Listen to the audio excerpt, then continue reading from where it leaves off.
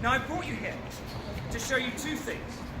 First of all, the plaque up there is for William McGonagall, who we met, of course, in some respect, in the graveyard. This is the building in which he passed away, folks. The interesting thing about that is that his death date in this building contradicts the death date of the plaque in the graveyard, and we don't know why that is. What we do know is that J.K. Rowling went to Edinburgh University, and all of those buildings up there in the Potter Row area are Edinburgh University buildings. It should also be mentioned, of course, the word Potter Row is a medieval word for the people that used to make pottery, and that's where the name came from. So if you needed pottery in your household, you would come here to buy it, the Potter Row. Now, I mentioned that, but that's not the crucial bit of why we're here. Why we're really here is to look at the Spoon Cafe. You guys see that? Okay, so the Spoon Cafe up there, until the late 1990s, this was known as the Nicholson Cafe.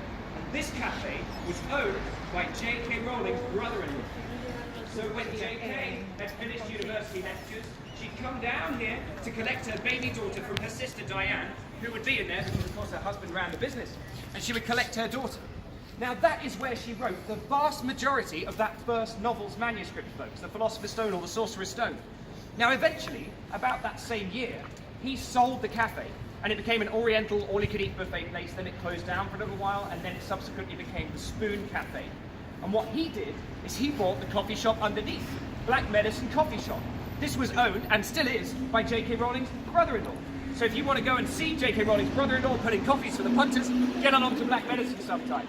Now, we stopped here to talk about it because it's much quieter than trying to stop down there, and currently with all the building work on, it's also much safer.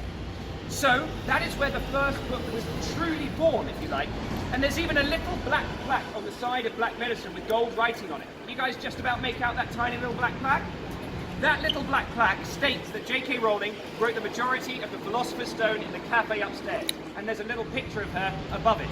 Now you compare that to the size of the huge sign in the Elephant House that says, "Birthplace of Harry Potter," and you realise that that is hashtag fake news, guys. That is where it was really born. What we're going to do now is make our way up to here, turn right, and then we're going to hang just outside the front of the National Museum, where I'll tell you more about the Elephant House and the rest of the books, whilst we are on our way to our final stop, which is the real-life Diagon Alley, folks. This way, up the street, onwards and upwards.